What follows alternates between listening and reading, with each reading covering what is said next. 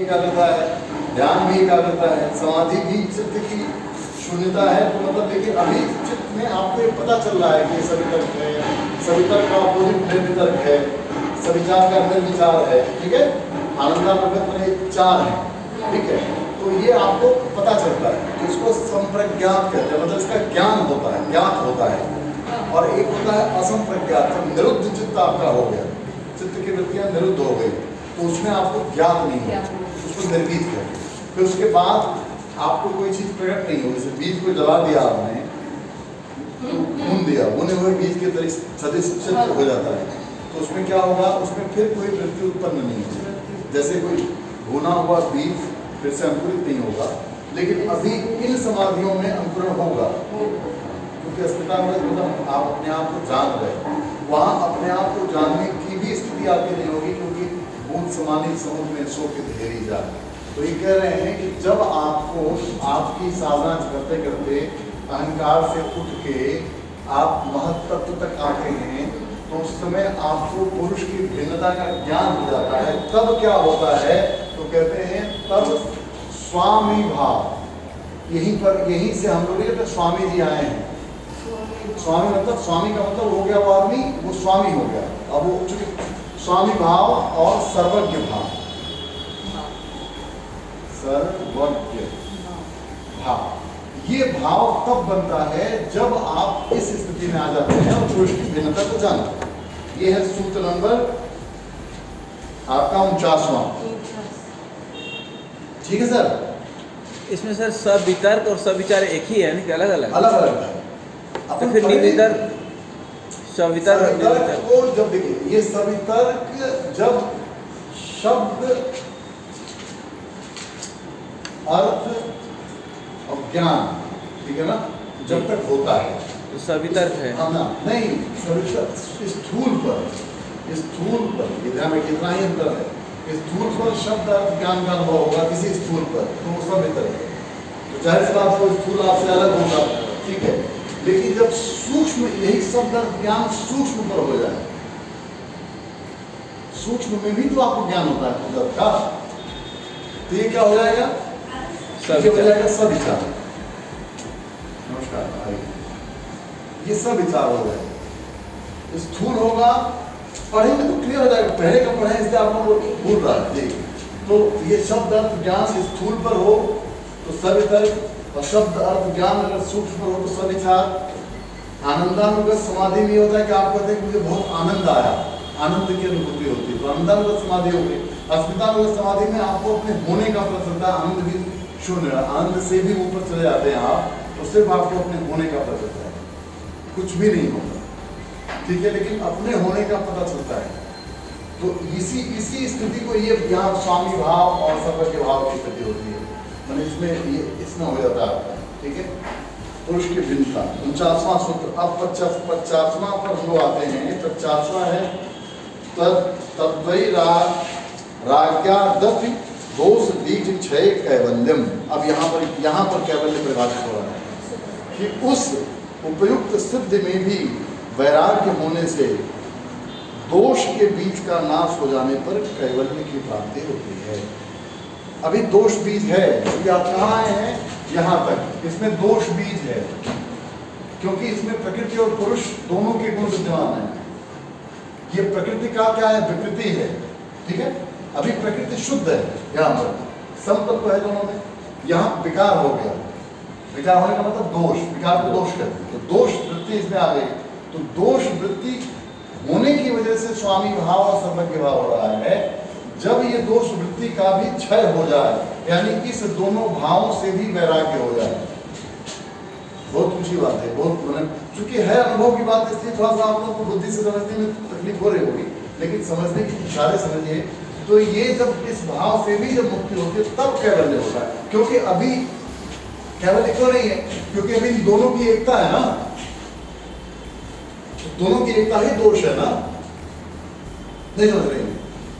अभी प्रकृति यहाँ, प्रकृति जब कारण में लीन हो गई, यानी प्रकृति जब अपने मतलब कहते हैं कि अभी व्यक्त होकर ये कार्य हो गया महत्त्व इसका, ये कारण है, ठीक है, और ये कार्य है, महत्त्व कार्य है, ठीक है। अब जब क्या होगा तो यहाँ कार्य में दोष है, ये विकार है, इसको विकार भी कह सकते हैं, प्रकृति का विकार है ये महत्व। समझ आ रही बात नहीं आ रही? ठीक है, विकार है। प्रकृति विकृत थी नहीं इस पुरुष, और पुरुष भी विकृत नहीं था, क्योंकि वृत्तियों के साथ हो गया ना प्रकृति से आने के बाद। यहाँ पर सतोगुण रजोगुण तमोगुण समान अनुपात में थे, एक संबंध एक में थे, ठीक है ना, ऐसे था। अब यहाँ पर क्या हो गया, विषमता हो गई, गुणों में एक हलचल हुआ, हलचल होने के बाद महत्व बना, तो ये विकार हुआ। तो विकार के कारण से क्या होगा, प्रकृति कारण हो गई विकार का, पुरुष कारण नहीं हुआ, ध्यान रखिएगा, पुरुष कारण से मुक्त है। ये बात बहुत मना आपको ध्यान में बिठा देने जैसे, ये मत सोचिएगा कि आप पुरुष को कारण बना दीजिएगा, कारण प्रकृति होगी, क्योंकि क्रिया सारी प्रकृति में होगी, शरीर में होगी, ठीक है। आत्मा के लिए शरीर है, शरीर के लिए आत्मा नहीं है। ये मत सोचिएगा आपके मतलब अविद्या से भले वो वासनाओं पर एक संचय लेके चल रहा है, लेकिन आप ये कहते हैं कि आत्मा शरीर, आत्मा भोगने आया, आत्मा भोगने नहीं आया, शरीर भोगने आई। क्योंकि कोई भी दुख होगा, सुख होगा, तो सूक्ष्म शरीर में या फिर स्थूल शरीर में होगा। कष्ट किस में होगा, देह में होगा, दुख किस में होगा, मन में होगा, सुख किस में होगा, मन में होगा, ठीक है। तो वो शरीर, तो मन भी शरीर है, वो भी एक इंद्रिय है, ठीक है। तो ये जो क्रिया होगी सुख दुख की, ये आपके स्थूल और सूक्ष्म शरीर में होगी, लेकिन पुरुष में कोई क्रिया नहीं होगी, चेतना में कोई क्रिया नहीं होगी। चेतना सर्वथा मुक्त है, इसीलिए उन्होंने ईश्वर परिधान की बात की है कि ईश्वर परिधान द्वार, कि उसके द्वारा भी सिद्धि हो सकती है। बात कैवल्य की हो रही है, कैवल्य से पूर्व स्वामी भाव, और सब अभी तो हम लोग के अंदर स्वामी भाव नहीं है, अभी हम लोग के अंदर सेवा का भाव है, हम लोग सेवक बने हुए हैं। हमारा स्वामी कौन है, मन है। क्यों है, क्योंकि अभी हम इसके नीचे हैं, महातत्व के नीचे, हम लोग अहंकार में हैं, देह में हैं, मन बुद्धि चित्त अहंकार में हम लोग हैं, ठीक है। लेकिन जब इससे ऊपर उठ के आप यहाँ आए मन बुद्धि पर, तब आप किस पे आ गए, तभी भी विकार में आप हैं। और जब विकार शांत हुआ, इससे भी वैराग्य जब आपको हो गया, तब कैवल्य की अनुभूति हुई, उसको कहते हैं कैवल्य। कैवल्य मतलब सिर्फ पुरुष का पुरुष हो जाना और प्रकृति का प्रकृति हो जाना, ये है कैवल्य।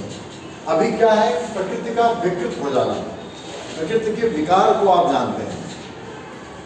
कोई प्रश्न हो तो पूछिए यहाँ पर, अगर समझ में नहीं आ रहा हो।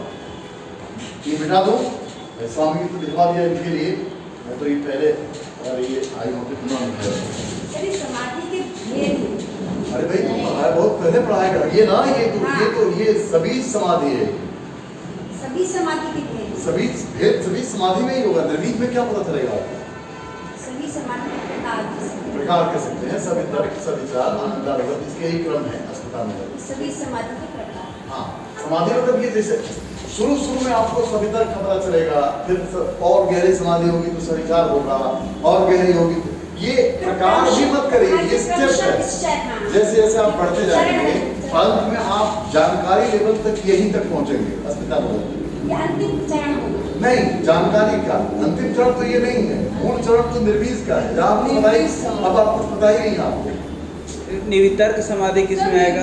निर्वितर्क सवितर्क का अपोजिट निर्वितर्क, सविचार हो जाएगा। और सविचार का, जैसा मैंने कहा, सूक्ष्म स्थूल। अब जैसे शब्द अर्थ ज्ञान का जब आप धारणा करेंगे स्थूल पर तो सवितर्क है, लेकिन यही शब्द अर्थ ज्ञान का धारणा अगर सूक्ष्म पर करेंगे तो ये निर्वितर्क हो जाएगा। तो यही हम बोल रहे हैं, सविचार को ही निर्वितर्क बोल रहे हैं। नहीं, यहाँ का अंतर है, सविचार का नहीं, वो आप पढ़िएगा, ये बहुत ऐसा कुछ है, ये गूंगे के गुड़ जैसा है, आपको लगता जरूर ऐसा है कि ऐसा नहीं है। आप फिर और पढ़ना तो फिर चले क्या ऊपर, निर्वीज समाधि का ज्ञान हो जाएगा तो पुरुष का निर्वीज समाधि का ज्ञान होने, निर्वीज समाधि का ज्ञान होने का मतलब है कि आपको पता, उसका नाम औसम प्रज्ञात। जैसे जब तक आपको ज्ञात हो रहा है ना कि जैसे शब्द रूप का ज्ञान हो रहा है, यहाँ भी हो रहा है, यहाँ भी अपने आनंद का अनुभव हो रहा है, बहुत आनंद आ रहा है मुझे समाधि में, यहाँ अपनी अस्मिता का अनुभव हो रहा है, लेकिन असम प्रज्ञात क्यों है, कि ये किसमें हो रहा है, ये चित्त की एकाग्र भूमि में हो रहा है। एकाग्र भूमि जो चित्त की है, ठीक है, इसमें ये हो रहा है। जैसे धारणा, ध्यान, समाधि, एकाग्रता को ही आप देख रहे हैं। कहीं किसी एक बिंदु पर चित्त को लगाना, एकाग्र करना, ये धारणा हो गया। कुछ वो एकाग्रता लंबे समय तक बनी रहे तो ध्यान हो गया, और वो चित्त अपने स्वरूप में शून्य हो जाए तो वो समाधि। चित्त का स्वरूप शून्य होना मतलब वो समाधि हो गया। तो ये एकाग्र भूमियों में ये समाधियां घटित होंगी। लेकिन एक चित्त की निरुद्ध भूमि है, जिसको कहते हैं योगश्चित्त वृत्ति निरोधा, निरुद्ध भूमि। निरुद्ध भूमि में, अब जब इसका नाम ही निरुद्ध भूमि है तो यहाँ पर सारी वृत्तियां निरुद्ध हो गई हैं, तो अस्मिता का भी पता नहीं चलेगा। और इसी में असंप्रज्ञात समाधि रहती है, असंप्रज्ञात। अब इसको असंप्रज्ञात कह दिया गया इसलिए कि इसका ज्ञान नहीं हो सकता। अब जैसे बूंद सागर में जाने के बाद अपना कोई अस्तित्व नहीं बना सकती, सागर से पूर्व उसका एक एग्जिस्टेंस हो सकता है, हालांकि है उसमें भी वो सागर। जैसे हम आज भी ईश्वर के अंश हैं, तो हम ईश्वर के अंश हैं, वो गुण हमारे में हैं, आनंद स्वरूप हम हैं, लेकिन और अस्मिता स्वरूप है। देखिए कितना सुंदर कहा है कि इसका स्टेप आप देखिए कि हम हर चीज में आनंद खोजते हैं, तो सत्चित आनंद कहते हैं कि चित्त में जब सत्य प्रकाशित होगा तो आनंद होगा, ठीक है। और अस्मिता, जैसे आपको अपने होने का पता हो रहा है कि मैं ये हूँ, मैं ये हूँ, तो अस्मिता कैसे हो रहा है? उसी आत्मा की वजह से ना। ये शरीर बोल रही है कि मैं माँ हूँ, मैं बेटी हूँ, मैं पत्नी हूँ, मैं पति हूँ, ये जो भी बोल रहे हैं, मैं योग का विद्यार्थी हूँ, मैं योग का ज्ञाता हूँ, जो ये बोलेंगे अस्मिता, तो यहाँ तक तो आपको यही बोलेगा। और ये सब किसकी वजह से हो रहा है? उस पुरुष की वजह से हो रहा है, जो पुरुष अभी वृत्तियों के साथ हो चुका है। तो मैं हूँ, मैं ऊपर उपाधियाँ लगी हुई हैं, कई विद्यार्थी का, कई संबंधों का, कहीं पद का, कहीं कुछ का, कहीं कुछ का, तो अस्मिता तक आप जाओ ये भी। और एक समय क्या होगा कि शरीर से संबंध, जैसे प्रकृति से कैवल्य की स्थिति में, तो निरुद्ध भूमि में आपको प्रकृति से मुक्त की अवस्था होगी, तो उस समय जो ज्ञान आपको होगा ही नहीं, उसको ज्ञान नहीं कहा जा सकता। या परम ज्ञान में आप वही हो जाओगे, जैसे थे तैसे रहे, अब कुछ कहा न जाए, है ना, ऐसी स्थिति होती है। वो स्थिति की बात है एक्चुअल में। ये शब्दों से पढ़े जाने वाले विषय नहीं है, क्योंकि साधना आप करेंगे, आप समाधि कभी आपने कभी तर्क, वो क्या कहते हैं, बैठे होते, एकाग्र किए होते, थोड़ी देर धारणा होती, कुछ लंबा बढ़ता तो ध्यान का रूप लेता। हो सकता है उसी में क्षण ऐसा आता, जैसे मतलब गहरी साधना करते तो आप शून्य हो जाते थोड़ी देर के लिए, पता ही नहीं चलता आपको कि आप कितनी देर बैठे रहे। तो लेकिन ये भी तो एक अभ्यास है, शरीर का जैसे अभ्यास है, ये सूक्ष्म शरीर का अभ्यास है, जो आप लोगों ने नहीं किया। आप लोगों पर भी मतलब ये प्रयोग नहीं हुआ, करना चाहिए था यद्यपि। हालांकि शवासन आप तो करते हो, तो शवासन मतलब शव होने जैसा है कि शरीर शव हो जाए। सबसे सरल आसन है और सबसे कठिन आसन है, होता ही नहीं हो। आप कब आपको फील हुआ कि आपका शरीर शव है? अपने शरीर को शव की भांति देख पाए, उसका नाम शवासन है।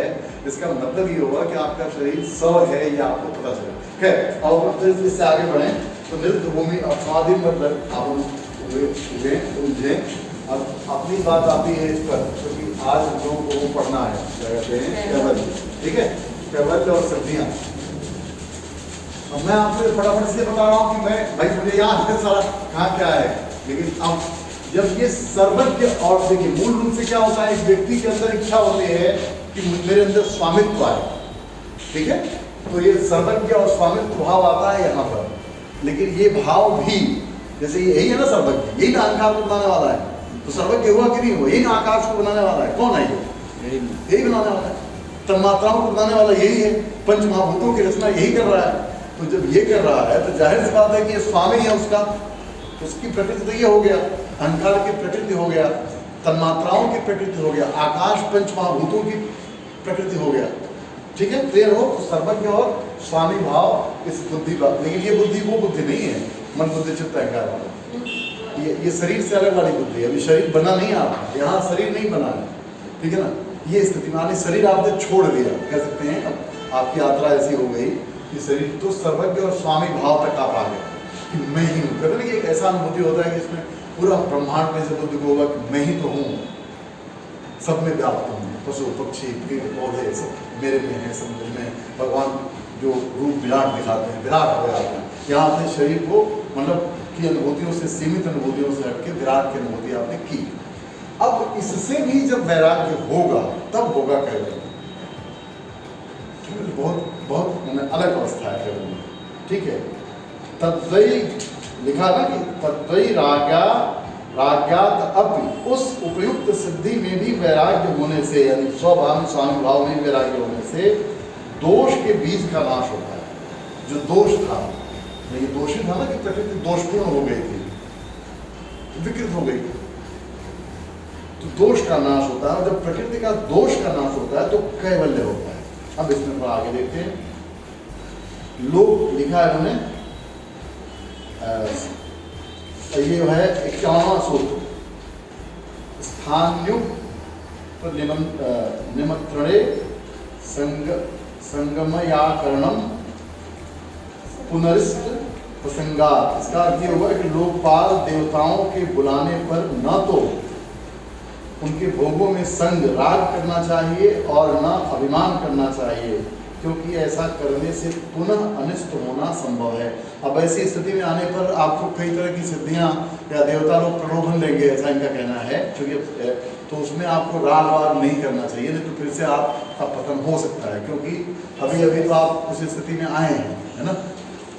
और जीवन भर का ये अभ्यास है। 51वां सूत्र है। अब इसके बाद आप अब देखिए यहाँ पर फिर ये विवेकज ज्ञान, ये बड़ा महत्वपूर्ण है कि क्षण क्रमयोग, ये है 52वां सूत्र, संयमा विवेकज ज्ञानम, क्षण और उसके क्रम में संयम करने से विवेक जनित ज्ञान उत्पन्न होता है। क्षण समझ रहे हैं, समय का सबसे छोटा जो मानक है। जैसे अगर आप आज तो नैनो सेकेंड और माइक्रो सेकेंड क्या क्या नाप रहे हैं, लेकिन जिस समय ये शास्त्र था उस समय ये सेकेंड में समय नहीं मापा जाता था, क्षण घंटे और पहर में माप हुआ करता था। तो समय का सबसे छोटा जो क्षण, मतलब अब इसको आज की भाषा में जो आप ले लो, नैनो सेकेंड ले लो, ठीक है, क्योंकि यहाँ आज तो पाए हैं उस समय को, लेकिन उस समय क्षण ही था, ठीक है ना। तो क्षण को समय के सबसे छोटे हिस्से में ध्यान संयम करने, वो धारणा ध्यान समाधि करने से क्या होता है, विवेकज ज्ञान की प्राप्ति। और इसी ज्ञान जिसको कहते हैं विवेकज ज्ञान, यही जो ज्ञान है विवेक जनित ज्ञान। क्षण मतलब क्षण पर संयम करने से ये बहुत मतलब जो कैवल्य के लिए जरूरी है। संयम करने से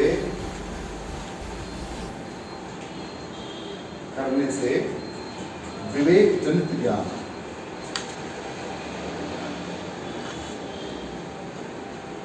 यानी विवेक से जन्म लेने वाला ज्ञान, जनित ज्ञान। अब देखो यहाँ पर ये शब्द कैसे बदले हैं। अभी जो आपके पास जो ज्ञान हो रहा था वो अविवेक से हो रहा था, बुद्धि से हो रहा था, विवेक से नहीं। बुद्धि में ही विवेक, बुद्धि जब परिष्कृत हो जाती है, निर्मल हो जाती है, तो विवेक का रूप ले लेती है, निष्पक्ष हो जाती है। अभी बुद्धि क्या है, पक्ष में है या विपक्ष में है, राग द्वेष की वृत्ति के साथ है। कुछ आपने चाहा तो उसके साथ उसके बारे में सोचने लगे, ठीक है। यहाँ बुद्धि को अब डाइवर्ट करने वाला कोई नहीं है। तो ये जो कब होगा, जब आपको क्षण पर ध्यान लगाओ, जिसको बुद्ध कहते हैं क्षणभंगवाद। तो क्षण पर जब आप ध्यान करोगे, संयम करोगे, तो हर क्षण चीजें नष्ट होती दिखेंगी। आपको प्रत्येक सेल में होता परिवर्तन समझ में आएगा। अभी नहीं समझ में आ रहा है, तब आएगा। जैसे आपकी ये अवस्था देखा जाए, जिस अवस्था में शरीर अभी आई है, ये एकाएक तो नहीं आई, एक क्रमिक परिवर्तन हुआ है ना। लेकिन जाने हैं आप काफ़ी लंबे समय के बाद कि हम बूढ़े होते हैं, उसके लिए आपको 40 साल लगेंगे। लेकिन अगर क्षण पर आपने संयम करने की कला सीखी होती, तो जैसे आजकल आप साइंस डेवलप हो रहा है कि एक आदमी बूढ़ा होकर कैसा दिखेगा, या किस तरीके की आपके ऑरा को रिवील करने लगे, तो वो क्षण का है, मतलब उस समय के उस हिस्से को वो देख रहे हैं जो आप सामान्यतः अनुभव नहीं कर रहे हैं, ठीक है। तो ये विवेक, तो उस पर जो ये ज्ञान होगा, उसके बाद का जो ज्ञान होगा, वो है विवेक जनित, यानी विवेक से जन्म लेने वाला ज्ञान। अभी जो ज्ञान हो रहा है वो किससे हो रहा है, शरीर से, अशुद्धियों से जो ज्ञान हो रहा है, क्लियर, विवेक जनित ज्ञान होगा। अच्छा, इसके बाद जब इसका ज्ञान होगा तो जाति लक्षण देशैर यंतावच्छेदातुल्य योस्ततः प्रतिपत्ति। ये कहते हैं कि जाति लक्षण देश भेद में नहीं,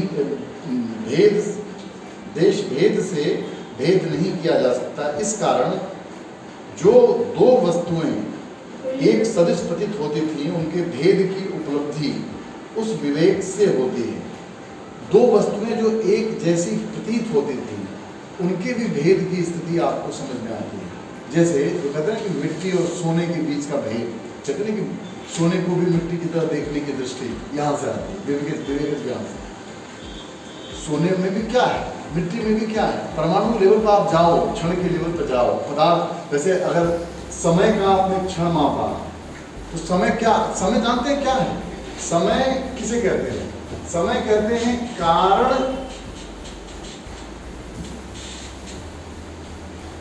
और कार्य के बीच का जो स्पेस है, इसी को टाइम कहते हैं। ये समय कारण और कार्य के बीच बहुत सूक्ष्म अध्ययन है, इसमें बहुत उलझिए मत, केवल ने समझने की कोशिश करिए, क्योंकि मैं केवल के पूर्व की पृष्ठभूमि बता रहा हूँ। ठीक है, केवल ने तो इतना ही परिभाषित करोगे आप कि प्रकृति और पुरुष का समान भाव से शुद्ध हो जाना केवल है। ठीक है, लेकिन अब वो शुद्ध कैसे होगा? तो ये कहते हैं समय का देखिए, तो जैसे ये कार्य हुआ, कारण जब कार्य किया तो मान लीजिए पदार्थ बन गया, तो पदार्थ का छोटा रूप क्या है? परमाणु, है ना? और भी अब तो वो आ गया, क्या कहते हैं, क्वांटम। ठीक है, और समय का छोटा रूप क्या है? क्षण, माने उस समय के समय हिसाब से। आज नैनो सेकेंड मान लीजिए, और भी छोटा माइक्रो सेकेंड जो भी होता हो वो मान लीजिए। तो इस पर करोगे तो आपको जो जो जो एक दो पदार्थ जो अलग अलग दिखाई देते हैं एक सदिश, उसमें भी अलगाव का बोध होगा। क्यों? क्योंकि उनके परमाणु लेवल को आप जानने लगोगे। परमाणु में ही अंतर है ना, सोने के परमाणु और मिट्टी के परमाणु में ही अंतर है, देखा जाए। अब परमाणु लोग तो एक जैसे हैं, लेकिन उनकी जो बॉन्डिंग है उसकी वजह से वो सोना हो गया है और ये मिट्टी हो गया। क्यों सर? विज्ञान में देखा जाए बिल्कुल सही। जैसे चुंबक भी लोहा ही है, लेकिन अब वो लोहे को खींचने लगा है, एक क्रम में उसे व्यवस्थित कर दिया गया। तो खैर ये बात हुई। अब इसके बाद हम लोग सीधे उसी पे आते हैं, कैवल्य पर फिर आगे। अब ये बोलते हैं कि जो विवेक शिक्षा, जो विवेक ये ज्ञान है जो क्षण पर संयम करने से उत्पन्न हुआ है। संयम मतलब क्षण पर संयम मतलब समझ रहे हैं, मतलब कारण के कारण। अब यहाँ ऐसे समझो, जैसे प्रकृति महत तत्व का कारण है, ध्यान देना, प्रकृति महत तत्व का कारण है, ठीक है ना अभी, और महत तत्व प्रकृति का कार्य है। और इस कारण के कार्य होने में जो समय लगा है, उसके छोटे हिस्से पर जब आपने संयम किया, ध्यान किया, ठीक है, या समाधि लगाई, तो इस ज्ञान की प्राप्ति हो गई। किस ज्ञान की? विवेक ज्ञान। अब ये जो ज्ञान है, ये विवेक जनित ज्ञान, ये ज्ञान क्या है? ये कहते हैं तारकम सर्व विषयम सर्वथा विषय क्रमम चेत विवेक ज्ञानम। ये बहुत महत्वपूर्ण विषय है, इनको जानना चाहिए। ये क्या है? ये है तारकम, जो संसार समुद्र से तारने वाला है, सबको जानने वाला है, सब प्रकार से जानने वाला है, और बिना क्रम के जानने वाला है। इस प्रकार यह विवेक जनित ज्ञान है।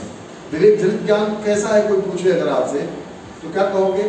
संसार समुद्र से तारने वाला है, सबको जानने वाला है, सब भांति से जानने वाला है, बिना क्रम के भी जानने वाला है। अभी आप क्रम से जानते हो किसी विषय, बिना क्रम समझ रहे सर ना? बिना क्रम मतलब बिना उसका, जैसे क्रम का मतलब कोई चीज, जैसे पहले बीज है, बीज से वृक्ष बनी, क्रम हो गया। वो बिना क्रम के वो बीज में भी मतलब वृक्ष को देख सकता है, और क्या कहते हैं, अभी बीज नहीं बना है तो शाखाओं में भी बीज को देख सकता है, उसके लिए मतलब वो दिखाई देता है। तो बिना क्रम के जानने वाला कौन? ये विवेक जनित ज्ञान। क्लियर?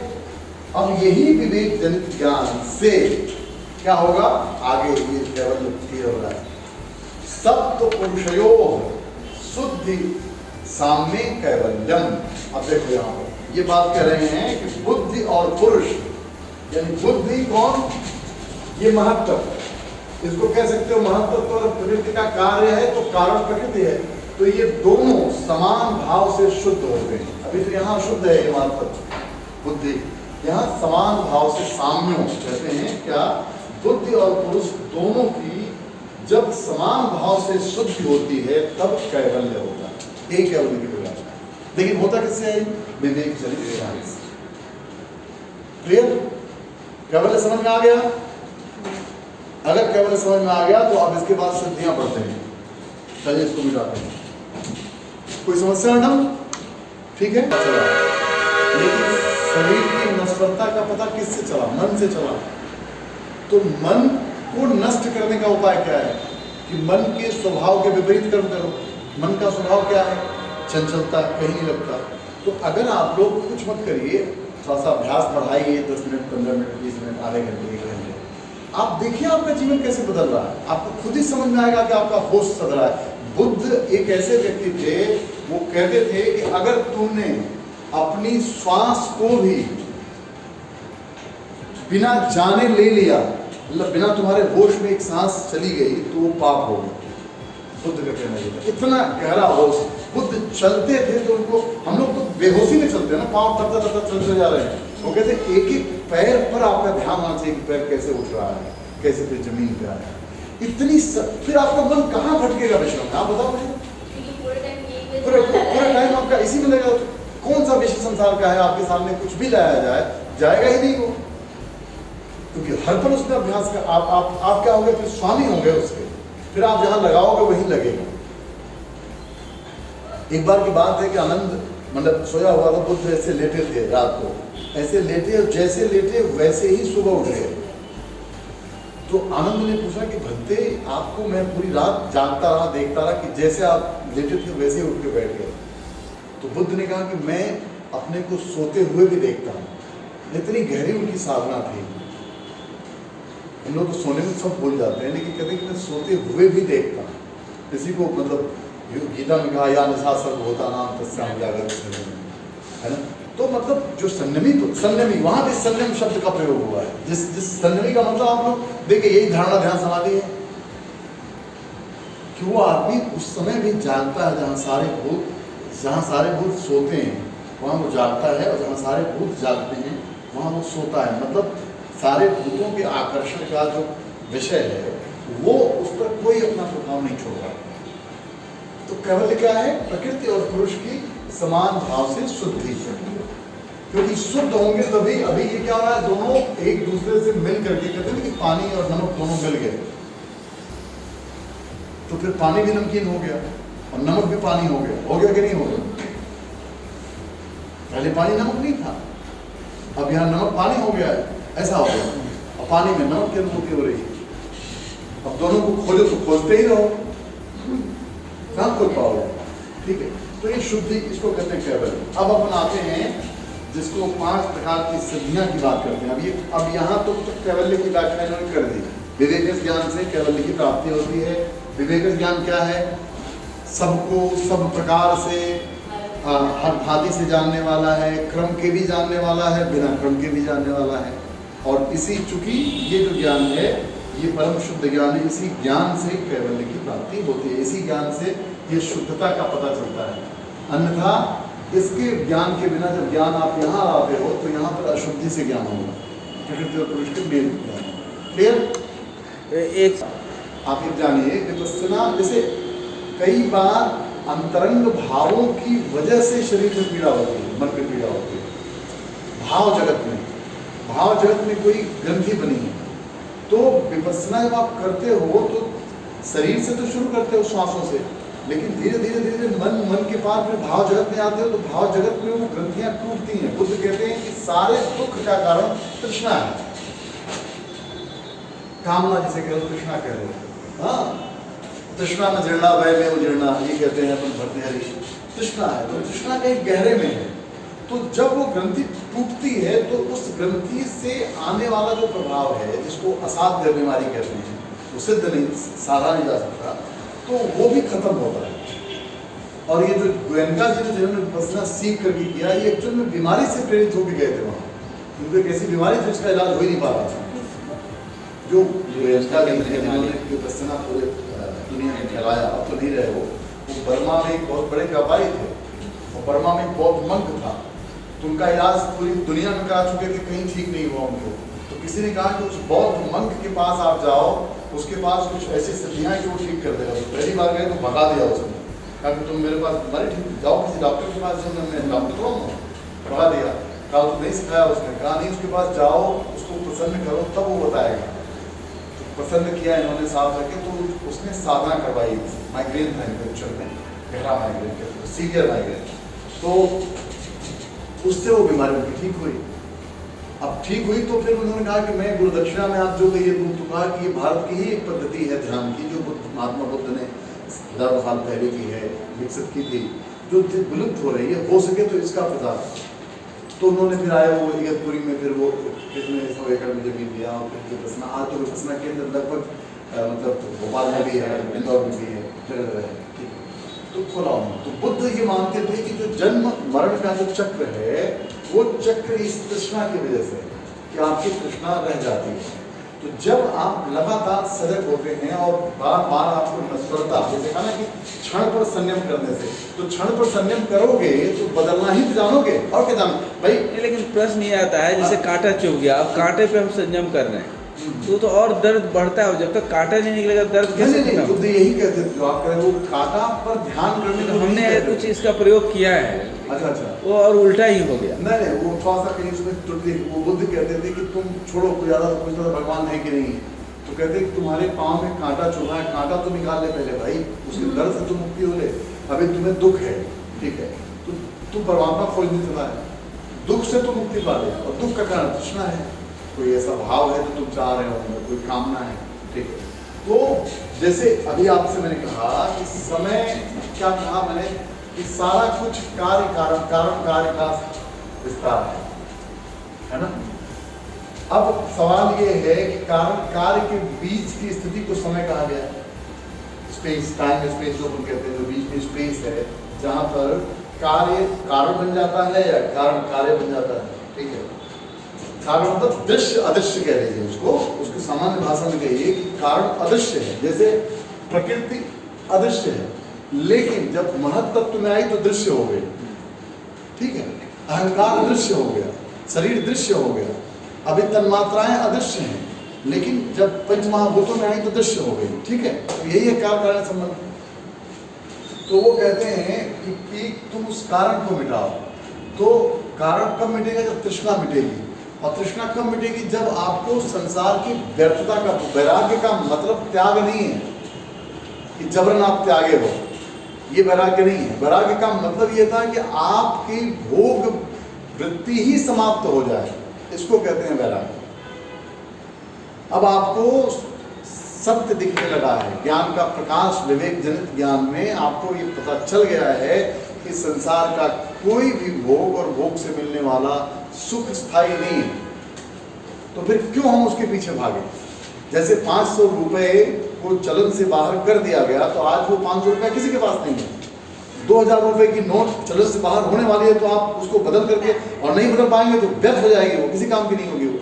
तो ठीक ऐसे ही उस ज्ञानी के लिए, जिसके विवेक जिसका जाग गया है, उसके लिए संसार वैसे ही हो गया है कि संसार में कुछ भी राग या द्वेष करने योग्य नहीं है। जब क्षण पर संयम आप करोगे, तो क्षण बदल रहा है, क्षण हर पल भंग हो रहा है, क्षणिक रूप में आप देखोगे तो हर क्षण बदल रहा है। तो बदलने वाली चीज के साथ किस स्थायित्व को खोज रहे हो, ऐसी स्थिति बनी। खैर ये बात हुई, और बात करते हैं 5 सिद्धियों की, जो आपने पढ़ा है, आपके सिलेबस में है। तो साधन, हाँ, पहला श्लोक जी, जन्म से इसको बहुत ईजी है कि जन्म से होने वाली, औषधि से होने वाली, मध्य से होने वाली, सब से होने वाली, और समाधि से होने वाली। तो इसमें सबसे श्रेष्ठ माना गया है समाधि से होने वाली सिद्धि। जी भाई, लेकिन इसमें एक चीज है जो औषधि से, ऐसा कौन सी औषधि है जो खा ले? और हाँ, ये बात आप बिल्कुल सही कर रहे हैं। ये हिमालय वगैरह में, या औषधि की बात छोड़िए, जैसे आप देखते होंगे अक्सर जो शिव भक्त हैं या ऐसे सन्यासी लोग गांजा पीते हैं, बीट कहते हैं ना उसको, बीट, उस पर बहुत क्या बोलते हैं, बीट बोलते हैं, बीट स्मोकिंग क्या बोलते हैं, गांजा क्या बोलते हैं, अच्छा वीड स्मोकिंग। तो अब वीड पर अभी एक रिसर्च एक महिला ने किया है, मतलब कैलिफोर्निया में विकसित हुआ, कि वो एक ऐसी आपके मतलब जैसे शरीर को होम्योस्टेसिस में लाने के लिए है, तो वो प्रकृति से उत्पादित, ऐसा तो है नहीं कि आपने रसायन बना लिया कोई। भाई जिस जमीन से अनाज निकलता है, उसी जमीन से भांग निकला है और गांजा निकला है। तो वो एक ऐसी अवस्था है जिस गांजा का मतलब अगर आप मतलब सेवन करें तो आपका जो मन राग द्वेष के प्रति जो है भाव, उस भाव से एक ऐसी स्थिति में, लेकिन वो आर्टिफिशियल है, मतलब इसीलिए उसको कहा है कि औषधिजा, माने ऐसी औषधियाँ भी हैं जो आपको होम्योस्टेसिस स्टेट में ले जाती हैं, लेकिन उससे भी सिद्धि होती है, अनुभव होता है, लेकिन उन औषधियों को नहीं माना गया। लेकिन वो स्थिति समाधि से अगर हो तो श्रेष्ठ है। जन्म से हुआ मतलब पूर्व जन्म में आप जैसे योगी रहे हो, ठीक है, और इस जन्म में जो अपन नहीं कह, आपने पढ़े थे कि वो प्रकृति लय और विराम प्रत्यय, कि ऐसे योगी जो पूर्व जिन्होंने प्रकृति को लय नहीं किया हो और उनकी शरीर छूट गई हो, विराम तो हो गया हो लेकिन प्रकृति लय नहीं हो पाया, तो फिर अगला जन्म लेंगे तो उनको जो है बहुत साधना की जरूरत नहीं है, ये अष्टांग योग नहीं करना पड़ेगा, वो खट से एक ही बार जंप ले लेंगे, क्योंकि उनके पूरे अभ्यास में वो है प्रारब्ध के, हाँ प्रारब्ध की वजह से उनको हो जाएगा। तो जन्मजा हो गया ये, फिर जन्मजा हो गया, फिर औषधिजा हो गया। औषधि से तो जैसे मैंने बीड की बात की कि बीड में तो कोई आजकल युवा भी आजकल उसका लेते हैं, तो वो एक्चुअल में योगी लोग लेते थे इसलिए कि वो संसार से वैराग्य लिए हुए थे, मन कभी भटकता था तो मन के उस भटकाव को शांत करने में, वो एक एकाग्र करने में वो सहयोगी होता था, ठीक है। जो आपको पता था आखिर क्या है उसमें, आप सोचो क्यों आदमी उसको लेना चाहता है, शराब आदमी क्यों पीना चाहता है, एक बात मैं कह रहा हूँ, कुछ तो ऐसा उसको मिल रहा है ना भाई, जो सामान्यतः दूध पी के, पानी पी के, खाना खा के नहीं मिल रहा है, अपने लोगों के साथ बैठ के नहीं मिल रहा है, प्यार की बातें करके नहीं मिल रहा है, तो वो चाहता है कि मैं शराब पी के थोड़ी देर बेहोश हो जाऊँ। तो बेहोश, तो ऐसे में कुछ ऐसे औषधि भी हैं, मैंने औषध मतलब जैसे कहते हैं कोई शब्द नहीं है जो किसी मंत्र का हिस्सा नहीं हो, और कोई ऐसा वनस्पति नहीं है जिसमें औषधीय गुण न हो। तो उसमें मैंने बीट का एक उदाहरण दिया कि मतलब कई बार संन्यास के क्षेत्र में इसका भी सेवन करते हैं लोग, एक ऐसी स्थिति को अनुभव करने के लिए। और फिर चूँकि जब आपको एक बार कोई चीज़ अनुभव में आता है तो फिर आप खोज में रखते हैं। जैसे बुद्ध को अगर राज्य में दुख दिखाई दिया तभी तो राज्य छोड़ के कुछ खोजने निकले हो, जिसको भी अभी भाई बुद्ध के समय में बहुत सारे राजा होंगे लेकिन वो राज्य तो नहीं छोड़े, क्योंकि उनको राज्य में सुख दिखाई दे रहा था। लेकिन बुद्ध एकमात्र ऐसे व्यक्ति थे जो निकले क्योंकि उनको व्यर्थता दिखी, ठीक है। बात अब क्यों दिखी, क्योंकि बुद्ध के जातक कथाओं में बुद्ध कई जन्मों के साधक थे, इस जन्म में उन्हें बुद्धत्व की अनुभूति होनी थी, बुद्ध बनना था। ऐसा नहीं था कि एक वो हो गया था पैदा होते ही, या बुद्ध के साथ रहने वाले लोगों में नहीं हुआ, बुद्ध ने जिनको उपदेश किया उन लोगों में नहीं हुआ। सोचने वाली बात ये है। तो ये क्रमिक साधना है, जैसे आप लोग जो योग पढ़ रहे हो और मैं आगे बता रहा हूँ, तो ये कोई एक इसके पीछे का कोई विधान है, कोई एक व्यवस्था है कि आपको इस तरह से बताया जाए। हो सकता है बातें आप समझ भी पाते हो, कई बार नहीं भी समझ पाते हो, और नहीं समझ पाते हो तो फिर वहाँ जिज्ञासा करो तो उसको बताया जाए, नहीं तो उतने तक ही तुम्हारी समझ होगी। ये भी कह सकते हैं कि तुम उससे आगे प्रश्न भी नहीं कर सकते, क्योंकि अर्जुन को जो ज्ञान दिया गया गीता का, अगर वो उस तरह की पीड़ा में ना आया होता तो गीता का ज्ञान ना दिया गया होता। तो योग सूत्र पढ़ने की रुचि भी मैं बता रहा हूँ, तो आप में रुचि भी पैदा होगी तो प्रश्न पैदा होंगे।